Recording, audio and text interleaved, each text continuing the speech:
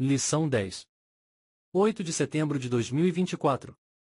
O plano de livramento e o papel de Esther. Introdução. Deus concedeu um grande livramento ao povo judeu diante das artimanhas de Amã.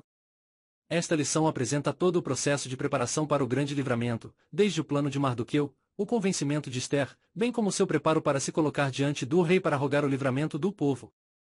Esta lição mostra como Deus atuou por meio desses personagens para providenciar socorro ao seu povo. Assim, o plano de Amã não prosperaria diante da providência divina. Primeiro tópico: o perigoso plano e o temor de Esther. Ponto 1. Lamento, choro e compadecimento. Mardoqueu não escondeu seu abatimento. O quadro trágico produziu nele um profundo lamento. Do palácio, Esther soube da crítica situação do primo e compadeceu-se, mas não sabia os motivos.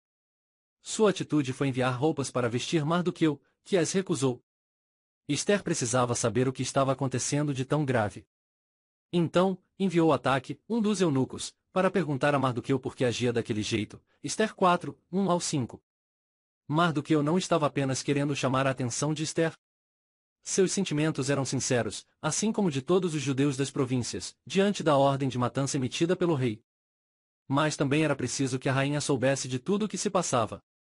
Compartilhar nossos sentimentos, com as pessoas certas, é necessário e nos faz bem. Romanos 12, 15.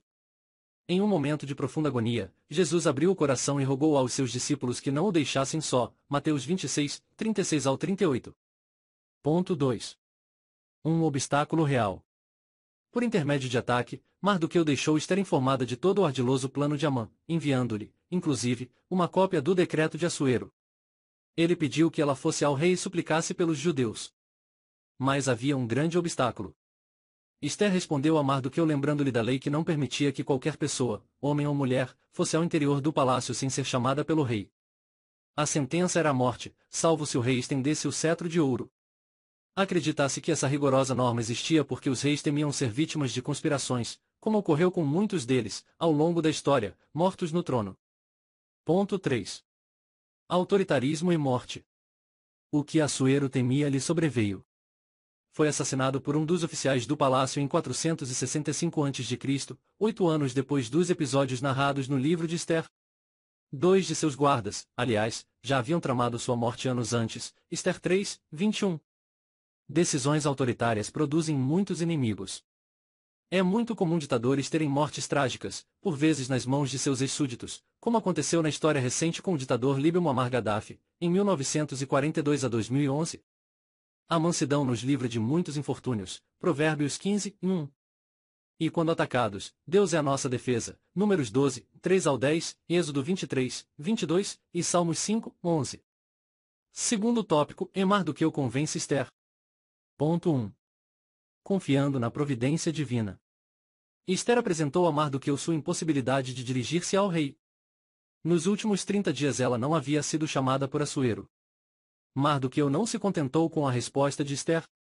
Pediu que dissessem a ela que não confiasse em sua posição, por estar no palácio, pois a ordem real era o extermínio de todos os judeus, sem exceção. Esther 4, 13. Se Esther não se dispusesse a interceder junto ao rei, Mardoqueu confiava que a providência divina se manifestaria de outra forma.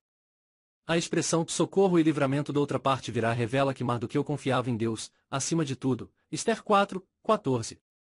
Quando supervalorizamos pessoas, por mais importantes que sejam, nos esquecendo que nosso socorro vem de Deus, fazemos delas nossos ídolos. Salmos 1 e 2.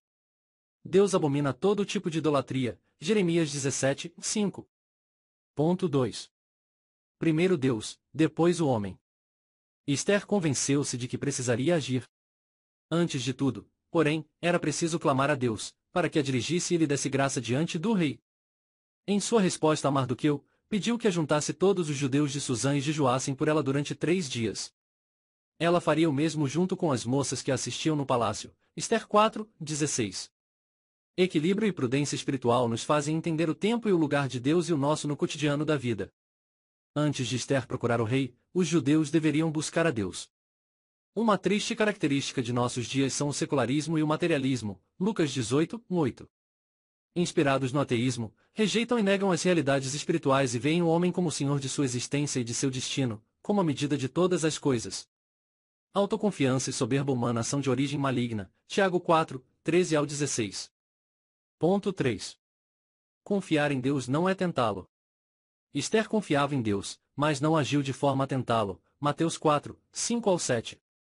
Através do jejum, os judeus pediam a intervenção divina para que o rei aceitasse a presença de Esther e ela alcançasse o que pretendia.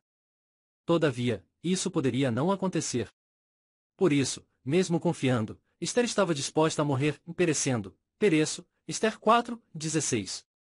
Décadas antes, na Babilônia, 3 outros judeus haviam demonstrado a mesma fé e disposição. Daniel 3, 16 ao 18.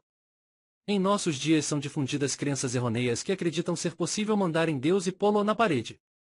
A soberania divina não pode ser desafiada por ninguém. Jó 2, 9 e 10.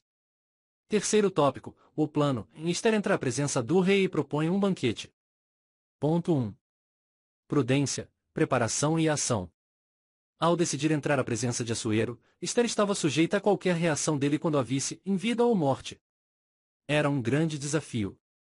Por isso, Esther se preparou espiritual, emocional e fisicamente, depois de 3 dias de jejum, pôs sua veste real e foi ao pátio interior da casa do rei, diante do salão onde ficava o trono. Esther 5, 1. Sua conduta nos ensina como devemos ser precavidos para tomar atitudes importantes, que podem impactar nosso futuro. Provérbios 19, 2. Mulheres sábias, como Esther e Abigail, conseguem resolver grandes problemas e evitar muitas tragédias. 1 Samuel 25, 18 ao 35. Por outro lado, imprudências e precipitações podem levar a prejuízos irreparáveis. Provérbios 14, 1. Ponto 2. E estendendo o cetro. Assentado em seu trono, Assuero viu Esther e estendeu para ela seu cetro de ouro. Esther 5, 2. Deve ter sido um grande alívio para a corajosa judia. Ela se aproximou e tocou a ponta do cetro, cumprindo o protocolo legal. Como era incomum alguém se apresentar diante do rei sem ter sido chamado, Assuero logo perguntou o que estava acontecendo. Em que é o que tens, rainha Esther, ou qual é a tua petição? Até metade do reino se te dará. Esther 5, 3. A disposição de vontade do rei foi manifestada com o uso de uma frase que era comum nessas ocasiões, mas que, segundo estudiosos, não se interpretava de forma literal. Herodes usou essa mesma expressão. Marcos 6, 21 ao 23. Ponto 3. Em sintonia com Deus. As circunstâncias narradas no livro de Esther nos permitem dizer que ela, em seu coração, estava em plena sintonia com Deus.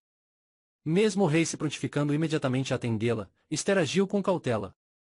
Apenas o convidou para um banquete, junto com Amã. Na ocasião, o rei renovou sua disposição em atender a qualquer pedido de Esther. Era a segunda oportunidade, mas ainda não era o momento adequado. Esther convida Assuero e Amã para outro banquete, no dia seguinte, quando faria seu pedido. Uma noite decisiva mudaria o curso da história. Os desígnios de Deus são perfeitos. A providência divina estava guiando Esther em todos os detalhes. Conclusão. Confiar em Deus e depender dele nos faz viver experiências extraordinárias. O agir divino manifesta-se em todas as áreas de nossa vida. O Deus Todo-Poderoso jamais perde o controle. Só a Ele glória.